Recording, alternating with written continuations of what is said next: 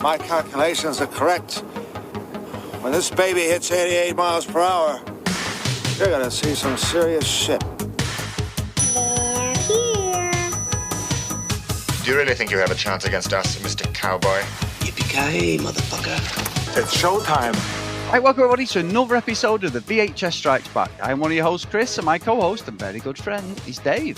Hey there, Chris, and hello to our listeners out there. Welcome to the VHS Strikes Back, the show where we dust off the old video player and go on a nostalgic journey to look at the good and the bad movies of yesteryear. Now, Chris, what are we going to review this week?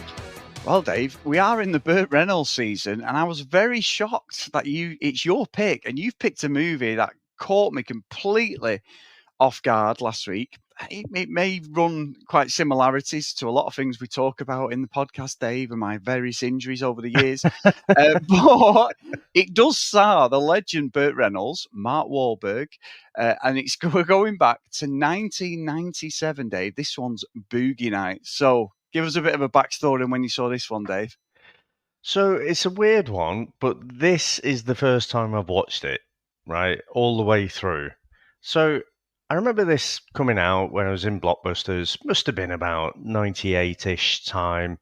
And because I remember being in I started out as what they call like an express store. So it's kind of like almost like a corner shop sized store. And then you end up in one of these massive fucking mega store type things. So I remember being in there. So it must have been about 98 when I got it out, so to speak.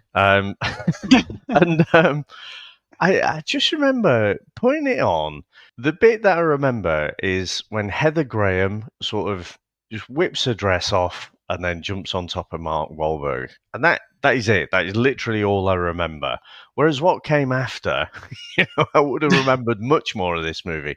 But yeah, so I think I've said before, sometimes you say you'd be studying, you'd be in uni in the morning and stuff. But you'd only get back from Blockbusters at about like 11:30 or something like that. So you've got this small little window where you can sleep.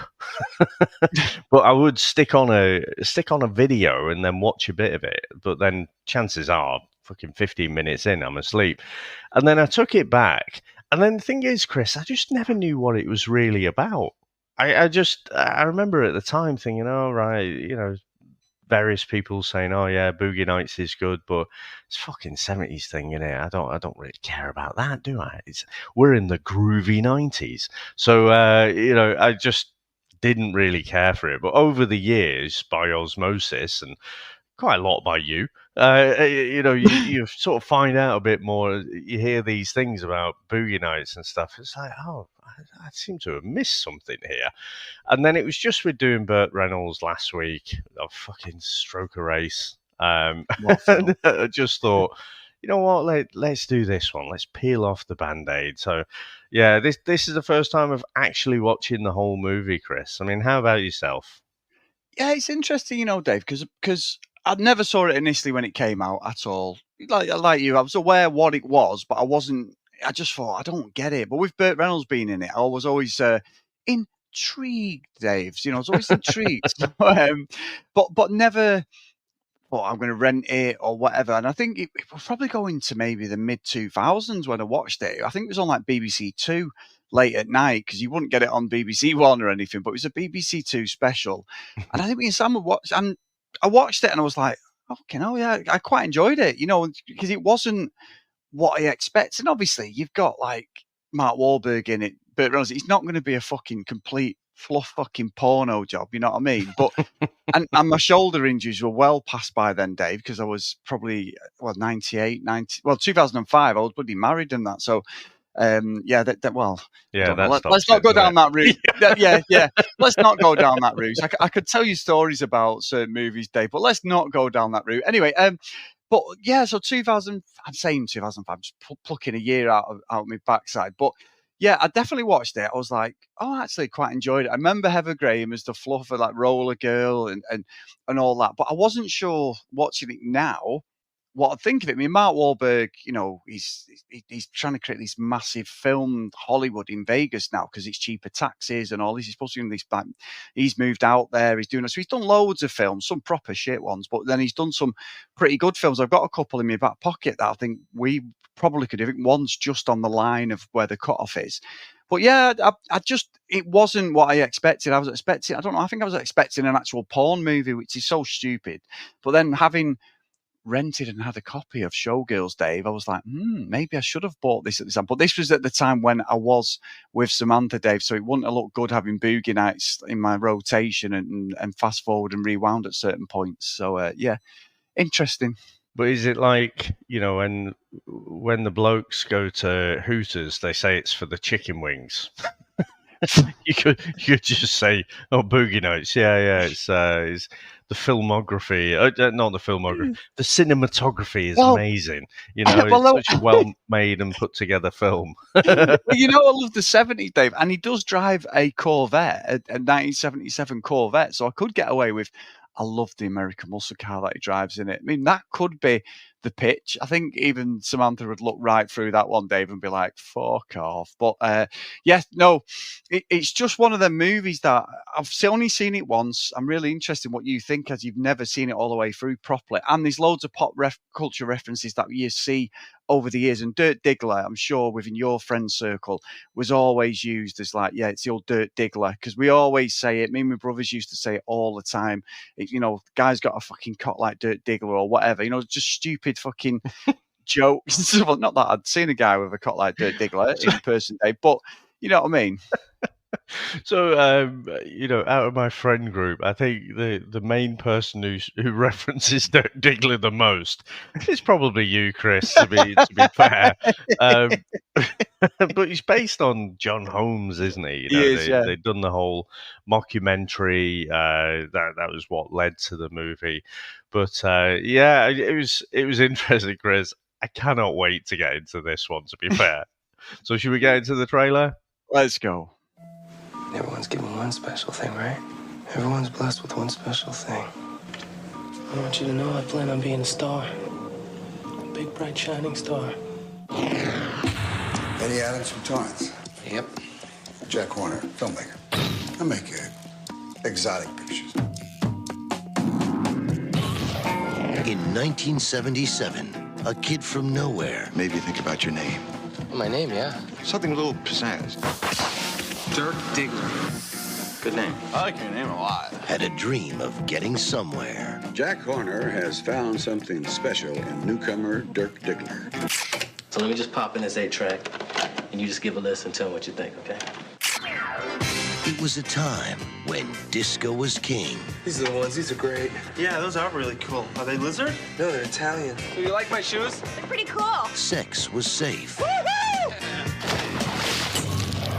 Pleasure was a business. Cut. Terrific. Nice work. And business was booming. And the award for Best Newcomer goes to Mr. Dirk Diggler. Wow. Goodbye, 1979. Hello, 1980. Are you ready? But in 1980, Come on, you puppies. the party was over. You are fired. What? You're fired. You're fired. It's jealousy, it's deceitfulness, it's vindictiveness. But, I mean, God, what can you expect when you're on top? Oh, wait. Love this part. New Line Cinema presents a portrait of 2 decades in the life of a business, the days of a dreamer, and the nights in between. Boogie Nights.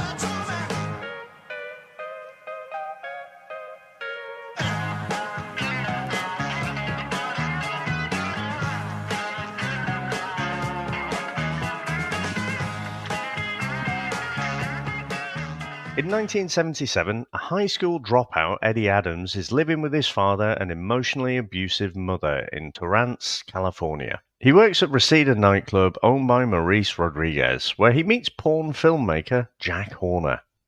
Interested in bringing Eddie into porn, Jack auditions him by watching him have sex with Roller Girl, a porn starlet who always wears skates. Now, Chris, what do you reckon to the opening of this movie? Fucking hell, Dave.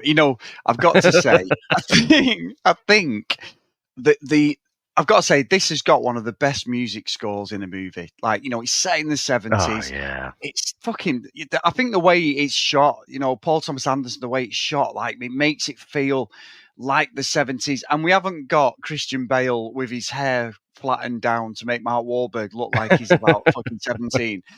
Mark Wahlberg is probably maybe mid-20s at this point, but he gets away with it because he's not tall, is he? He's got the boyish good looks. It just works. And I think when Jack Horner sees him across like the restaurant and he's looking at him and he's like, and then I think he's looking at him and he like Eddie, as he's called at this point, looking across, and then straight away though Eddie's like, yeah, $5-10. And he's like, what? $5-10? Yeah. But guys guys watch me jack off and everything. And I'm like, I don't fucking remember this. But then you get then that it's like you've got, because Burt Reynolds says a great line, something like, yeah, I think there's magic tucked between your legs there or something. And I'm looking down at myself going, yeah, well, John Holmes supposed to have had a 13.5-inch cock, Dave, with fucking, he should say 16 at one point, with a circumference of about fucking 9 inches or something, whatever it is. And I'm looking down going, if you change that to centimetres, 9-inch circumference. Fucking ridiculous. Now, we said before, cut like a cricket bat, Dave. Fuck me. That is unbelievable. So, yeah, so anyway, well, obviously I've never seen yours, Dave, so I don't know what you may be packing some Dirk Diggler down there, but I'm definitely not. That's why I said that Woody would make a reference. Definitely not either. Maybe one of our listeners is Dave, and they could give us stories, but there you go. Maybe a Turk Tiggler. Mine's more like a shrimp dick, I think. But yeah, it's interesting. Like you see the way it starts and that, and obviously Burt Reynolds got a great wig in this. I actually think like Burt Reynolds fucking hated this movie, hated Paul Thomas Anderson, didn't he? He didn't acknowledge it and some of the things. However, it's the movie. He won a Golden Globe for this, Dave. He got an Oscar nomination. He's only have an Oscar nomination. I think Burt Reynolds and Mark Wahlberg in this are fucking brilliant, Dave. And I think John C. Reilly's good as well. We've done a few of his movies, John C. Reilly, actually. But I think them two, especially Burt Reynolds, I think both of them stand out so well. Burt Reynolds isn't doing the good old boys laughing at you. Watch him in Stroker Ace. You wouldn't think it was the same actor. And he's been, 14 years since Stroker Ace he does this. It just works between them, the dynamic between them. I can just buy into both characters. And honestly, I think they're both excellent in this. Yeah. I've got to say, Chris, straight off the bat, with this film came a massive surprise. So I was not expecting this movie to be this good. Honestly, right from the off, you get that kind of long shot, and it was a bit like in Goodfellas. When in Goodfellas, it kind of goes through the restaurants and like every extra is doing their job. Everyone looks like they're really there. And, you're following Jack Horner through there. And I've got to say as well, Chris, I was sort of taking the piss a bit, about your love for Burt Reynolds and, the fact it's based on Smokey and the Bandit and Cannonball Run. and Burt Reynolds basically plays Burt Reynolds in these movies. And last week we watched that Stroker Race, which is fucking terrible. He's properly phoning it in. Chris, in this, he's fucking brilliant. Maybe he should get more. Maybe he gets his best acting performances when he fucking hates the director and not when it's his mate, Hal Needham. Yeah. So, yeah, he is really, really good in this. And also Mark Wahlberg. I mean, he is, back then, he was not the star that he is now. I mean, obviously he was Marky Mark and the Funky Bunch, wasn't he? But in this, I genuinely believe he's this high school dropout. Eddie's kind of all, excited and naive and stuff. And I just think yeah, I genuinely believe it. And then you see his descent as you go through the movie. I thought he was fucking brilliant. So, yeah, I was really, really surprised at just how well put together this movie was. Like you say, the way it was shot, the music, how the music integrates. There's a scene later on where the Paul Thomas Anderson he's trying to make sure the viewer is anxious, and fuck me, it does a great job of that, and it's part of what's going on the screen. It's the sound, it's the music, and everything that comes together is fucking brilliant. But I'm not sure why I fell asleep to this, Chris, if I'm honest. Yeah. But yeah, I must have been really tired. But yeah, I was quite gripped right from the off because that I think that not the cold open, but the long shot kind of just really surprised me. I was like, oh, there's some craft to this. It's not just a silly little movie about the porn industry. No, it's not, and I think that's what's caught me off guard as well. I'm completely on the same page with you, Dave. I'm trying not to reveal my hand, but I just thought, and this isn't being biased at all, but I thought Burt Reynolds is fucking brilliant. Yes, I do have a Smokey and the Bandit screensaver on my phone as we're talking, Dave, of him and Sally Field jumping across the bridge with Buford T. Justice behind, and I genuinely I've had that as my screensaver on my phone for a good few years now. But honestly, I think he's excellent. Mark Wahlberg. I tell you what, Dave, by the end of this movie, I wanted to be Brock Landers. Why the fuck have we never thought about this, Dave? You know what I mean? What a fucking brilliant idea. When he initially has sex with like Roller Girl, Heather Graham, and he's watching, and it's like Burt Reynolds is saying, you're sort of thinking, you don't show the promiscuous side to Burt Reynolds, do you? You know, he's got all these beautiful women around him. Sorry, the director and everything, and with Jack, and you're like, and he's just like watching, isn't he? And he's just sat there fucking smoking a cigar while they're fucking going for it. And I love the fact that when they start doing the parties and like people want to see his fucking cock, don't they? Yeah. And you know what, Dave? You should read. I'm sure you have. I went on John Holmes' fucking rabbit hole. Not that sort of rabbit hole when watching movies, but John Holmes, fucking hell, Dave. There's loads that they could have covered in this movie. That what he did, like he was in with gangsters, the drug addiction, the different things he did. Like there was all sorts of mafia hits and stuff. Oh, Dave, you wouldn't even. It literally was like a character out of possibly one of these B-movie things. I mean, I was quite interested in the story of Brock Landers, Dave, because usually I remember watching one of my first ever ones was the old, oh, you came to change a light bulb, and I've mentioned it before on this podcast, and this guy's like, yeah, which one do you want? And then he goes in, and as he's up the ladder, she's like, oh, okay, is there anything I can do?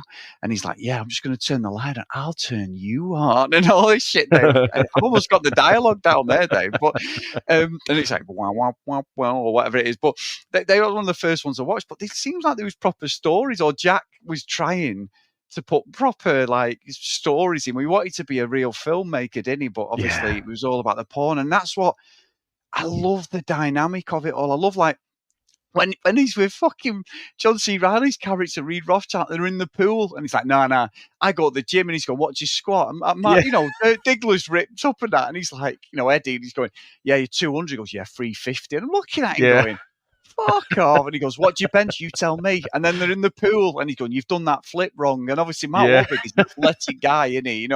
He was athletic. And he does a proper, and then he does it, and fuck, you can feel like he goes on the way they shoot underwater, and his back's gone. He's got that like winded, and he's like, he turns his back. We've all done it in a pool where he turns his back where it fucking hurts, and you try not to show that because you've made a cock of yourself. Honestly, I just loved the dynamic, and I picked up on the guy whose missus is always fucking having sex as well, like through the movie. Little Bill. Little bit guy out of Jurassic Park 3 in it as well. But and Shameless, who's in the American version of Shameless. He was funny, yeah. But she's actually a porn star, Nina Hartley, and oh really? I may have seen some of her work, Dave. Anyway, she's very good with her tongue, I believe, Dave. But anyway, so but she was actually a porn star. And at the end of the shoot, she gave him all movies that she'd been in, and she gave him a movie. Wonder the way you were going with that. No, she gave him a movie, something like William H. Macy movie, something like how my guide or some guide to anal sex or something. And I'm like, what the fuck? But did you pick up on his line saying his line wrong? when Oh no. no, so I picked up on that straight away when reading the trivia. It's actually he fucked up his line, but Paul Thomas Anderson kept it in because of his despair and the way he delivered it. You know, when she's in the car park on the floor and everyone's around her watching. Oh yeah. And he says as he walks off, that guy comes over and says about the lighting, and he's like, "Don't give a fuck about the lighting." And he says, "What's up? My wife's over there with getting what he says, like her arse is in a cock or something like that." He says it the wrong way round. Yeah, and that was a mistake. But because he got it wrong, he thought he was better because it felt as if he was flustered, and he would have said that, instead of delivering the proper line. So I honestly, the setting of like the parties, even the movies, the way they set it up, and then when you get like that 70s fucking hue, when you've got like Dirk and fucking Jack talking, and it goes back, honestly, Dave. And when he did the Brock Landers bit, I was all in. When they're running, and the karate he's doing is fucking shit in it. Like the karate is terrible. The teep kick he's trying to do, and you practice it now, and I'm watching it, pissing myself laughing, thinking he's the guy who does the old. I know, like Roger Moore in the Cannonball Run. I must warn you, Roger Moore, he puts his arms up like he's going to do a karate chop, and that guy just fucking jaws him, doesn't he? Just chins him. He's like that, isn't he? Fucking brilliant. I love this movie, I've got to say. I was so surprised and it's 2.5 hours, but what a great movie. I love it. It is great, and yeah, totally. Reed, John C. Reilly's character, such a Bertie bullshitter, wasn't he? So it's kind of, you say about the shitty kung fu and stuff. It kind of made sense that he was there with him because it was so bad, but. Yeah, it just goes to show how these films have changed, apparently. So more of an amateur man myself, Dave. What I love is obviously Eddie / Dirk Diggler is the central protagonist, but you're kind of interested in everyone's story. So Amber, you get to see her, and she's not allowed to see her son, and everyone's kind of ended up in this industry, not because they were 6 years old and said, "Oh, what would you like to be?" "I'd like to be a fireman." "How about you, Billy?" "I'd like to work in porn." They all kind of just end up gravitating towards this thing, and they don't live particularly happy, fruitful lives. But you say about Roller Girl, you've got Buck there as well, and every single character. Chris, if they made a TV show of this, like a Netflix series or something, you could almost have 3 episodes just dedicated to a character, just follow them round for a bit, like a bit of a Better Call Saul kind of thing. I think it's off. Genuinely there are so many really interesting characters in this, and you really care about them, and like what happens to them. I agree. I think Don Cheadle's brilliant in it as Buck. When he's doing that stereo pitch at the start, and he's got like the cowboy. That guy's the original Dirk Diggler from the mockumentary. He's the actual. Really? He's the one in the '88.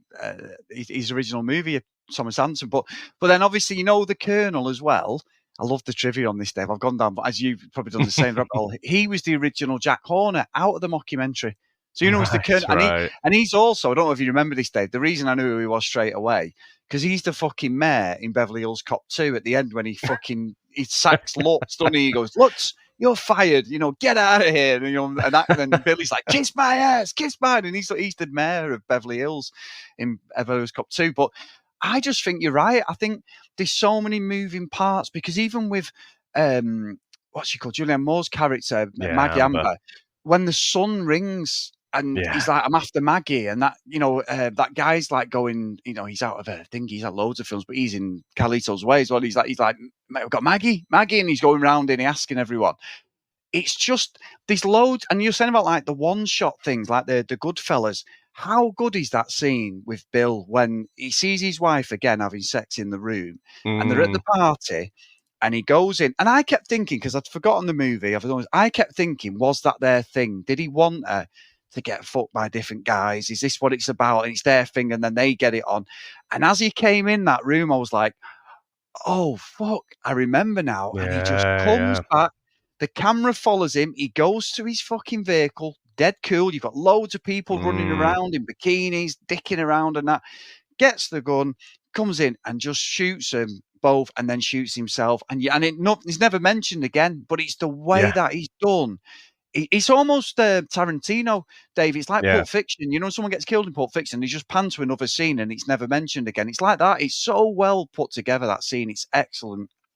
Yeah, and you know what it reminded me a little bit of as well was Train Spotting, where you have that horrible moment in the middle of the movie, obviously where the baby dies and then they start shooting up, but then they never really come back and it's never discussed again. You know, you just have this horrendous scene, but for me, it's almost like a switch because it's been these kind of groovy 70s and everyone's been having a great time. And then it's New Year's Eve at 1980, you know, going into 1980.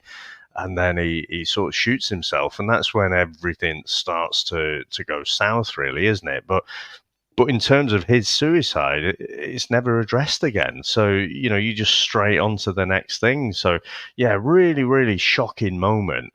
But again, really well shot as well, like you say, where it's following him to the car. And I must admit, I did think he was going to snap because he was just, you could tell he had that seething rage. And it's funny, I completely forgot about that line until you said it. She's got an ass in her cock. But when you said it, I was like, oh yeah, that did strike me as being a bit weird at the time. But yeah, so great entourage of films. But what do you reckon to the, you know, obviously when it all starts to turn south and you know, Buck ends up in this, you know, he's trying to create his own business and stuff, but he's not getting a loan because he's looked down upon because he works in the porn industry, and Amber, you know, is not having a good time. The courts don't allow her to see her son because, again, you know, everyone's getting tarred with this brush. You know, they're ostracized, really, aren't they, from society? So everyone fucking watches it in secret. But, you know, it's like, oh, no, you can't be in our society. No, and it's true that. And I was time stamping when the film changed. So we had 90 minutes. We do know that you like to do this, Chris. 36 minutes, 37, basically. But no, I walked into that one. But it was literally 90 minutes in. So we've literally gone almost 3/4 of the movie, and it's all fun and games. We've had Brock Landers, you know, Dirk Diggler's the man, everything. And you're right. And once that needle switches to the early 80s, that's when you get that scene where Dirk's being interviewed by somebody, and they've got, again, that's the sort of like filter on, like it's from the period of the early 80s. It looks really like pixelated. And they're talking about his mistreatment of women and the perception of like the way he treats the women in the movies. And then when you watch it and it's flicking to bits anywhere, he's just smacking girls and asking for information. The next minute, the best one is that girl where he says, give me the information. She says no. And he slaps her and he goes, I'll get the information. And then just starts licking a nipple. And I'm like, well, this is one way to interrogate her. And I was like, this is proper porn stuff. It's fucking brilliant. But you see his spiral and the cocaine comes in then, doesn't it? And it's like they're trying to score, and you're right, like boom. But what makes me laugh is like with fucking Buck, with Buck is the stereo lines. I think that dialogue's ridiculous at the start with the original Dirk Diggler, and then as the whole way through, it's always about the stereo and that's what he wants to do, and he gets his misses. And you're right, you care about everything, but as it hits the 80s, they all start separating, and Dirk obviously becomes the fucking egomaniac at this point, doesn't he? He's absolutely gone. And when he has the big fallout with Jack, like that is the end, basically. The glue and the lightning in a bottle is them two together. And you realise that they can't function with each other because Jack's making all these movies. They get a rip-off Dirk, don't they? That guy's fucking terrible, like, and brilliant as well, because that's what the whole point of it. And then he just spirals completely, like the whole thing. Even the Colonel gets done, doesn't he, for child pornography and everything, and he's in jail and everything, and Jack's like, fuck that. And it just becomes really seedy when like roller girls having sex with that guy and they kick the shit out of him. And that's at the same point. It was, and that's the same point when you've got Dirk, who's just completely gone. He's got no money. It's all gone. He's, you know, fucking, he did as David Brent, let's make a song. you know, and all this, and he's a little bit. You got the touch. Yeah. In the bass down, like with some proper sound engineer telling him what to do and all that. It's fucking ridiculous, and he's trying to go legit in. He's not trying to be a porn star, but like you say, the tard with that brush. And when like Burt Reynolds and that Jack kicked the shit out of that guy, and she stamps on his head with the roller skates, and it's brutal, proper. isn't it? And that's at the same time when Dirk's getting a kicking because he's jacking off in the car, and then the guy and his mates just turn up and just absolutely nail him, don't they? But he's doing it for money, which. Yeah, it just takes a real sinister fucking turn, doesn't it? And I know John Holmes they reckon he'd done quite a few gay porn films as well, and I think that's why he didn't touch on it a lot in here. But it wasn't just women. He was all about the money, and he was because of his drug addiction. He did anything for money, basically. So yeah, it's real. But that John Holmes story is unbelievable, Dave. They should make a movie on that properly. Like about his life. I mean, maybe they have, I don't know, but yeah, fucking unbelievable movie this is. Yeah, there's so much. I mean, like you say, it's over 2 hours, but you feel like I say, it could be a series with multiple seasons in it. But just go into that car scene with kind of Roller Girl, and there's so many things wrong with it because, I mean, she's probably sort of being exploited, but you can kind of see that it's when that guy, I mean, he was the knobhead at school, wasn't he? You know, he was there in the classroom, and so, you know, he knows who she is, he knows what her real name is, and you kind of, the acting, I think Heather Graham probably doesn't get the credit that she deserves as an actress. I mean, she's just like Austin Powers 2 and stuff like that. You know, she can really ramp up the comedy. But this performance I thought was brilliant because you could kind of see that fear in her face. It's like, this guy knows who I really am. You know, so I can put on the mask, I can put on the persona, and I'm Roller Girl. That's what I do. And you know, at the end of the day, I can probably take the mask off and, you know, be myself. But because this guy, you know, is having a way with her, but it's with the real her, not with Roller Girl. And you know, I just thought that whole fucking scene was brutal, and it was getting really uncomfortable. And then ultimately, where he ultimately fucks up is where you know, he says Jack's movies are shit, and that's when Burt, you know, fucking tackles him down, or Jack rather, and then you know, he gives him what I would say is a traditional beating. But those fucking roller skates, Chris, I was thinking, Jesus Christ, are they going to kill him? Are they literally going to cave his skull in here? Because I don't think he's walking away from that. He ain't getting away with a scratch. I was thinking, does he kill him? Because it's really fucking graphic. And you know what I like about that scene, Dave? When he's trying to have sex with her in the car, it feels real, as in how real people have sex, because they even changed the camera tone. I felt, you know, like the way the camera, there was no real lighting. It looked real seedy, like someone who probably, if they were getting like an escort or something like that. Even the way his undies are coming down, you can clearly see he's got no experience. He's not like he's doing the old, you know, like when you see Dirk walk into the room at the start and he does his first scene with Julianne Moore, doesn't he, with Amber, and he's like, he comes in and she's like, let me see. Oh my God, that's a big cock and all this shit. You know, it's none of that. It's straight. He's just straight onto like trying to have sex with her, innit? And it all just like falls apart, sort of thing. But yeah, I honestly, I just think every scene, there's so much going on, and you could definitely go back to this and watch it again and go, I completely missed that. I completely missed it, and not in a sleazy way or anything. I think like the way it's shot is just brilliant. I think that transition from late 70s to early 80s, and you can see in some of the movies we've covered where it still feels like a 70s movie, doesn't it? Or sometimes they're in production limbo and they come out a few years later and you're like, oh, that's like a 70s movie. And I think it's just so well put together. Like the whole falling down of every character at this point is just brilliant. It's absolutely brilliant. And no more so than obviously Dirk and Reed. I mean, that fucking guy they get with, the one that, you know, when they're going after Robin, Alfred Molina. Todd, yeah. Played by Thomas Jane. Yeah, he got a fucking good shot on him, Dave. He's fucking Martin Riggs, I think, at one point. But yeah, that whole And the Punisher. Yeah, well, is that in the Punisher? Right.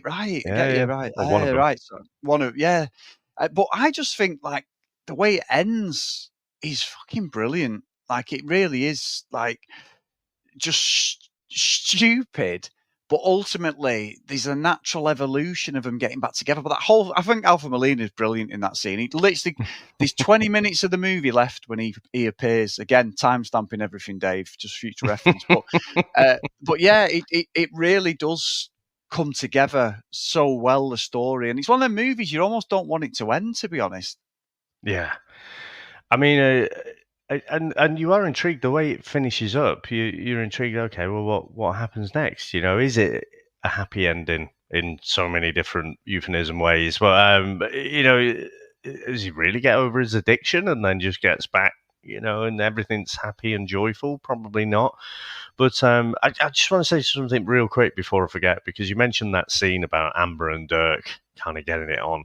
I mean, again, you talk about complicated characters, because Amber is almost like the mother hen of the group, isn't he? Of these younger actors, of Dirk and of Roller Girl and stuff. And she sort of sees Dirk as almost the son that she can't see, a real son, she can't see her. So Dirk's a kind of adopted son. But then they're fucking going for it. And she's like, oh, come inside me sort of thing. And it's like, okay. Yeah. It's a bit fucking weird, but I guess that that's the whole point of it. Is all of this contrast between these people in their lives, and at times they seem to be having a great time, but there's all these things that are just so fucking wrong as well. But that scene, Chris, you say about Alfred Molina, I thought he was brilliant in it. But in terms of what I understand about filmmaking and stuff, you could write on a postage stamp. But what I know is, in that scene, my fucking anxiety was through the roof. Because we know the plan. We know that Todd is kind of, he's concocted this plan, which is like 12% of a plan. It's basically, we're going to rob this guy because, we've got this talcum powder or whatever it is, and we're going to sell it off as drugs. But, we know that just gets us into the house, and then he's going to have loads of money in the safe, and then we'll run off and everyone will be happy. But you've got the guy, and they just say, oh, he's from China, with those fucking bangers. Just throwing them on the floor, and that repetitive, you just hear that, on the floor, bang, bang. And the way the music is coming in, and you've got that front-on shot of the three of them on the sofa, and you're like, oh, fucking hell, this is not looking good. You got this big bouncer there. He's sort of checking the drugs for the authenticity, and they know it's not real drugs. And you've got Alfred Molina's clearly fucking coked up or on something, a bit manic, and you're like, oh, shit, this is not going to go well. So when it eventually does start to fucking turn, it's almost like a relief of the tension, but... Yeah, I thought that whole scene was fantastic, and you're really fearing, are these guys going to get away? I thought it was a brilliant scene to finish off. It was, to be fair, and I think after this, obviously the back of the car gets shot. The car's in it a lot. It signifies a lot because that was like a reward to himself. Wasn't it, early in the movie, he'd made it. Even the John Travolta dancing is brilliant. We haven't talked about that. That was fucking brilliant. Oh, yeah. The fucking Saturday Night Fever's fucking excellent. He's good at that. Mark Wahlberg, him and John C. Reilly, really good. But I think when he goes back to Jack and he's crying, I think he's acting, and Burt Reynolds doesn't do anything other than hug him. Mm-hmm. But it just he's like, I'm sorry. And there's no, to be honest, at that point, there isn't, I know there's not long in the movie left, but I kept thinking, did the police turn up? Because I completely forgot the ending. But ultimately, it brings them back together, and you get that sort of, Buck's character as the baby. We see that just before this, leading up to the baby's there in the house and the back reshooting. And then you've got Dirk doing this monologue talking about, like, to the camera, looks a little bit older, but he's there. ready to go again, and they start again. And this is around 83 and 84 at this point. But yeah, I think it ends really well. I think, like I was saying about, I didn't want it to end. I think there's no other way it could have ended than being a natural, circle, and they come back to each other basically after all this despair. Yeah, in your typical sort of hero's journey, the hero ends up in a different place, don't they? And they've been transformed through some conflict that's happened earlier in the movie. But with this one, everyone not everyone. Old little Bill there didn't end up in the same place, but for Dirk, he definitely did. He just ended up back where he was. So, yeah, that was interesting. That, and with that reconciliation scene as well, and you can see he's in a bad way. He needs to get off the drugs and stuff, and he's obviously on the run. He's got no money. He's wanking off in a car because he's got for 20 quid, was it $20? And what I found throughout the movie was that the choice of camera angle was really interesting, because you don't really see Burt. The camera is behind Burt Reynolds, isn't it? And you don't even see. It's almost like Superman at the end of Shazam, Chris. Where they can't get for his lunch. Yeah, and they cut off the head on the shot. But they did that several times through the movie, and again, I thought it was just an interesting way that I don't recall it. I can't recall another movie where I've seen that, where the camera angles have been so interesting, because they're really focused on a particular character. So even though you can hear dialogue from other people, people are in the scene, it's focused on that character more than anything else. So yeah, I was really, really impressed by that. No, me too. So anything else, Dave, before we get into our scores? Are we going to go into our final scores without mentioning the fact of the massive fucking cock at the end?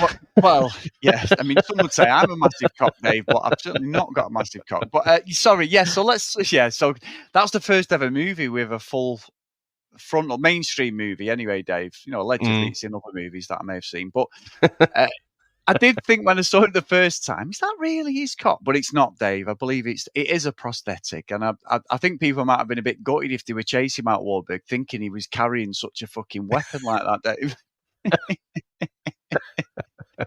Can you imagine that? They can't be much worse than, is that it? Yeah.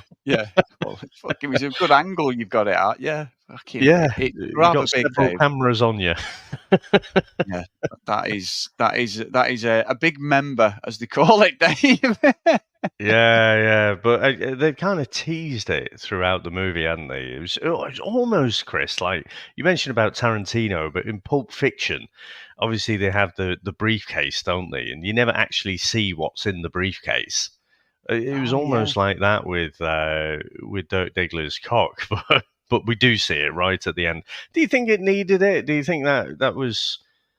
Do you think that added anything to the movie? Took it away? Do you think? I mean, I'm almost wondering, because it is such a well put together movie, does that become the thing that people talk about? Yeah, I don't think it needs it, if I'm being honest. And that's not from a jealousy point of view. I just don't see what it... You see he's bulge a few times, gratuitous, don't you? unnecessary. Yeah, unnecessary, yeah. What's the point of that? Made me feel inadequate. No, I don't, and that's not anything. I just don't necessarily... I think the intrigue of like, well, how fucking big was it? Because let's be honest, Dave, whether whichever way your sexual orientation is, I'm still intrigued to go, how fucking big was that fucking thing? You know what I mean? Like, so I genuinely would have preferred not to have seen it, or a bit where he's about to drop his pants and then the screen cuts, like he's about to show us and then it stops, sort of thing. That might have been a better little bit, I think, personally. Or like the Austin Powers, where it's maybe obscured by a cup of tea or something. Yeah, something like that. Yeah, but no, it doesn't. I mean, it doesn't ruin the movie, but I would have preferred not to have seen it, if that makes sense. Yeah, I think it would have been better with just that element of doubt. But I guess Chris, we are probably the wrong audience, maybe, to judge whether it should have been in there or not. But yeah, I it's not that I don't think it was necessary. It's that I think there should have been that element of doubt. Leave it to people's imaginations, and like say, taken from Pulp Fiction, you don't know, you don't need to know what is in the briefcase. You just know that this thing is amazing and different people are seeking it. So, yeah, no, but it was a massive cock though. But anyway, Chris, should we get into our final review? Yeah, let's go.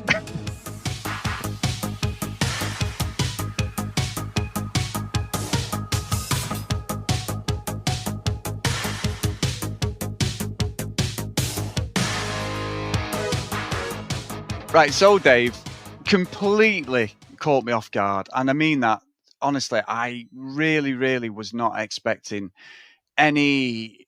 Not that I wouldn't enjoy it. I think it was just more thinking, this is going to age poorly. It's blah, blah, blah. And I've talked about this before with some of the movies. When they go back in time, even if they're shot in the 90s or early 2000s or 80s, if they go back to, say, the 60s or 70s, I mean, look at Back to the Future, one of the greatest movies ever, for me, absolutely brilliant movie, made in 85. It still fucking holds up to this day. All three of them do. This, for me, holds up handsome. I was completely off guard. I mean, I've checked the reviews and that 94% on Rotten Tomatoes. You know what, Dave?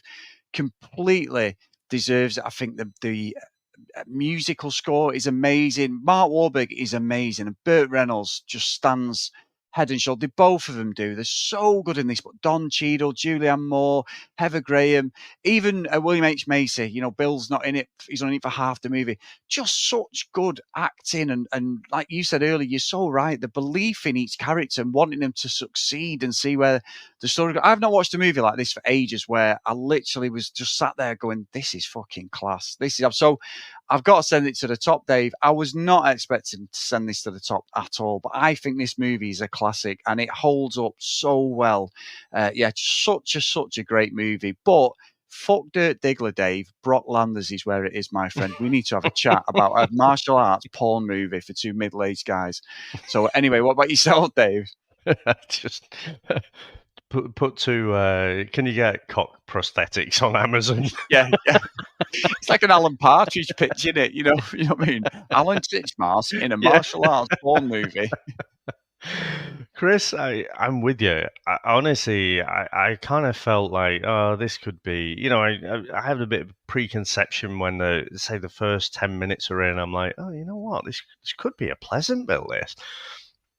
I think it's more than that. I think the way it's shot, the acting performances that you get in there, the music, the way it is knitted into the film fits so well, and it's so iconic. I just think this is a Cloud City all day long, and I like you say, I'm a bit surprised as well. And I guess it doesn't get held up like Back to the Future and stuff just because of the subject matter. It's not one like, right, kids, come on, Saturday night, let's watch Boogie Nights, So I just think it's fantastic, and it's been probably the biggest surprise of watching a movie for a while. I can't think back to another one which has just like completely taken me by surprise about how well it was done and how invested I was in all of the characters and the story, and wanting to know more. And that's why I say about the series, I'd quite happily watch a series on all of these characters and just see where they go and kind of follow them around and stuff. So yeah, absolutely brilliant. I didn't think you were going to put it at the top as well, but here we are. Yeah, honestly, and I think you're right. Just so good, so good. Now, Dave, carrying on with the Burt Reynolds season, one of our longest supporters, and maybe quite apt for this movie, who does support us across on Patreon, on the VHS and the CD reality, is our good friend Kent Gustafsson. So he has picked, Dave, another Burt Reynolds movie, and this one does actually have as a co-star Ned Beatty, who was in Stroker Ace. But I actually think no matter what movie Ned Beatty's been in, Dave, and he was in Superman 2 and everything, this is the movie that I think most people remember him for, unfortunately. But we're going back, Dave, to 1972, John Voight, Burt Reynolds, Ned Beatty, and we are going to be covering Deliverance. So let's get into the trailer. Where are you going, city boy? We'll find it. It ain't nothing but the biggest river in the state. These are the men. Nothing very unusual about them. Suburban guys like you or your neighbor. Nothing very unusual about them until they decided to spend one weekend. Chris, I actually canoeing feel a down bit the anxious. Coolawasi River. I've got like a pit in my stomach. I am. Talk about an iconic White movie. Martha has a boy, D. Yeah. For one Willis scene. Medlock has real estate interests. Talks about resettling in New Zealand or Uruguay. That hairline. Drew from Ballinger, Burt. he's sales supervisor for a soft drink company.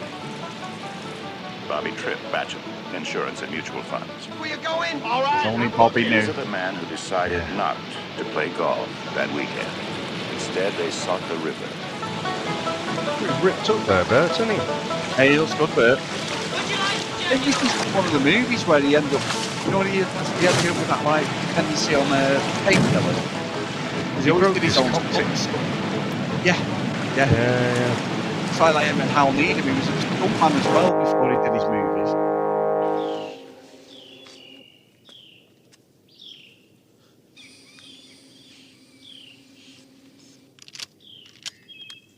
Fuck me. Yeah.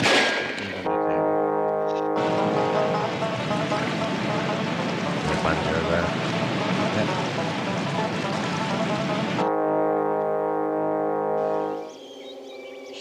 I remember this scene. But, Yep. Those are cracking bushy sideys. Oh, Ronnie Cox, Davis. Yeah. I didn't know he was in this. Samuel's Cox. Could be out there anywhere, watching us right now. We ain't gonna be so nice, not hard to follow, dragging a corpse.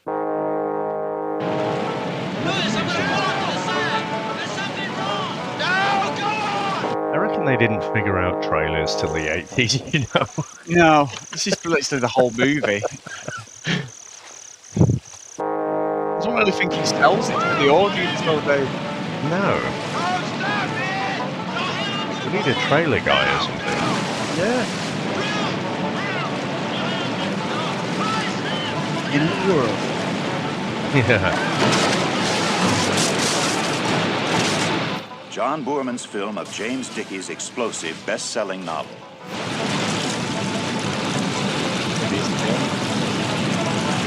Deliverance, he says.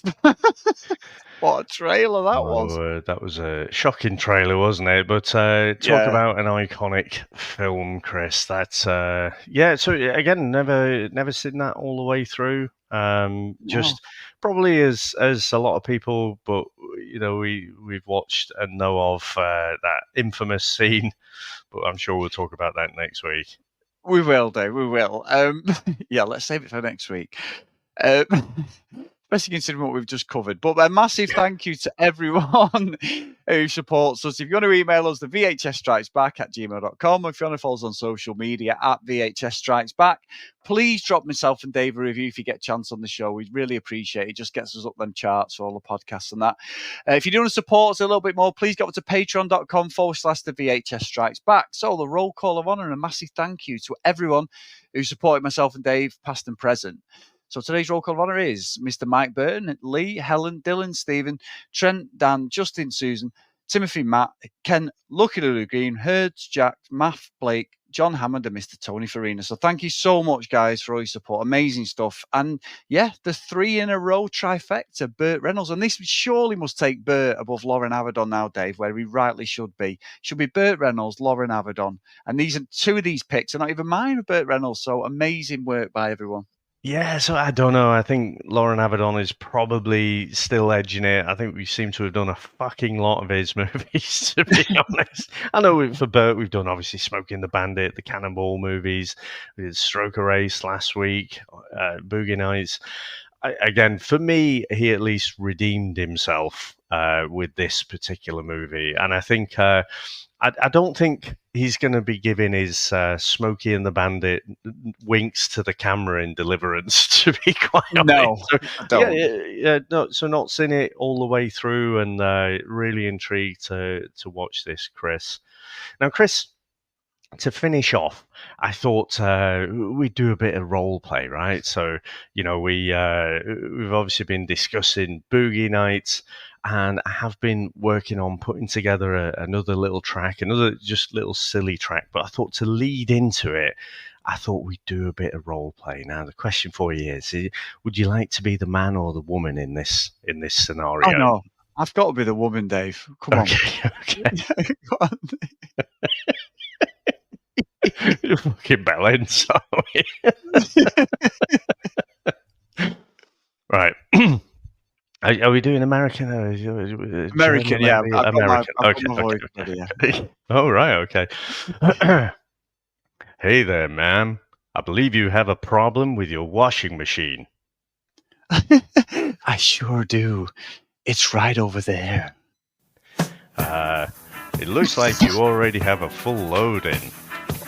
Well, not yet. Think you can help me with that?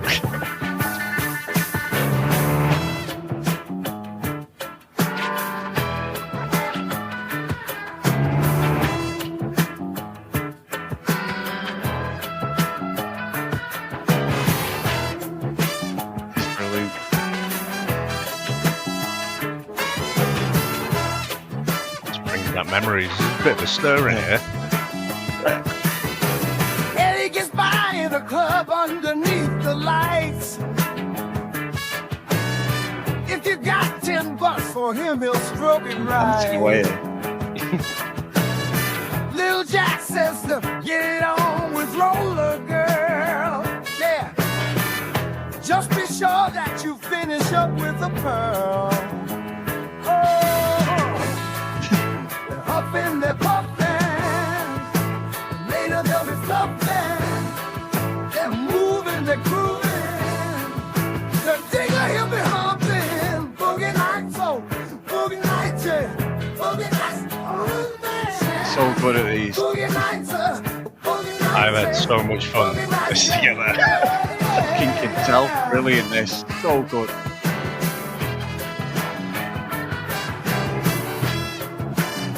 The software is so fucking clever. Oh, it's amazing, honestly. And he fights with his arm and he runs away afar. He changes his name to Dirk Diggler, and with his schlong he'll become a star. Yeah, Amber's his adopted mom, and she asks him to come inside. A natural in front of the camera, he takes it in his stride. Up in the buffin', they got love it bumpin'.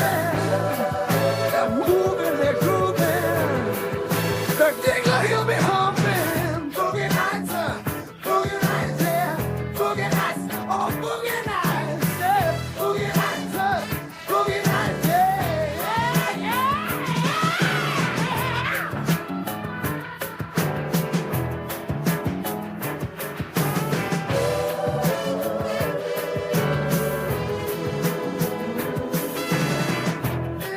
This is brilliant, Dave.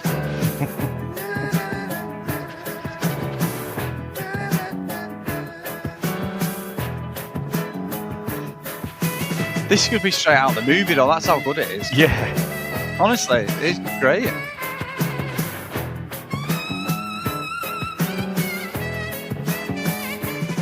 Sax sound bass. I just love having all of the different instruments in there, because obviously when we were in bands, we never had a horn section. It sounds Not in this one. brilliant. It's quite happy to say instrument, Dave, considering what we've been watching. That is a big fucking horn. and he's so fed up with it. On New Year's Eve, he takes his gun and then it all starts to turn to shit. Dirk strikes out on his own, and his voice ain't his best tunes. Now you do not punish a girl, Dutch or otherwise, for having big boobs. Up in that buffet. What? Did you get the office reference? Yeah. Brilliant. Dirk Diggler, he'll be humping. Boogie Nights, yeah. Boogie Nights, oh, Boogie I know I'm not an impatient person, but my God, Dave, you've got some patience. This is excellent. I can imagine walking out of the cinema with this in, waiting for the end credits, Marvel style, and this is just playing as all the credits roll.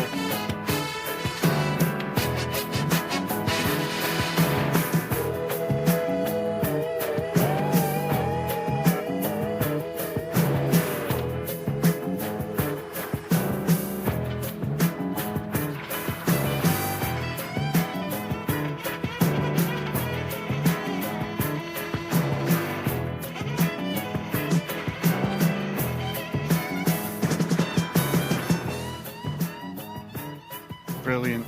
Absolutely brilliant.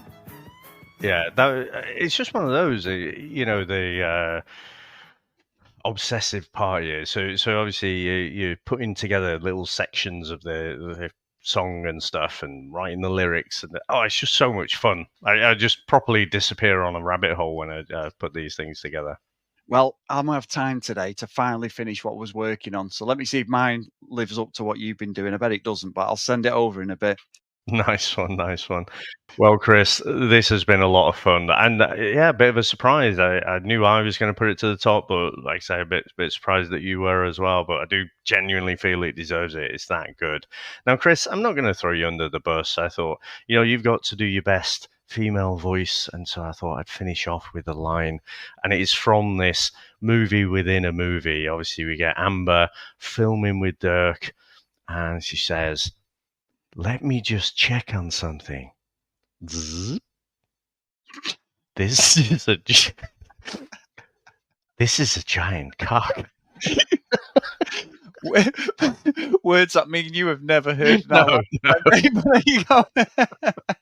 Amazing. So, Chris, thank you very much. Thanks to all our listeners. Thanks to all our supporters. And we'll speak to you next time. Bye. That's it, man. Game over, man. It's game over. What the fuck are we gonna do now? What are we gonna do? Maybe we could build a fire, sing a couple of songs, huh? Why don't we try that? We better get back, because it'll be dark soon, and they mostly come at night. Mostly. I'll be back. That's not. We came, we saw, we kicked its ass. Wax on, wax off. Get to the chopper! One ring to go. All right. Ding, ding. Bust you up. Go for it. Well, here we go. Ain't so bad. Ain't so bad. Ain't so bad. Come on, ain't so bad. Ain't nothing. Come on. You must be crazy or something. I'm crazy. You just a stupid. Yeah, maybe you stupid. Crazy. I ain't breathing heavy. He's a fool. He's stupid. I'll see you in 6 months.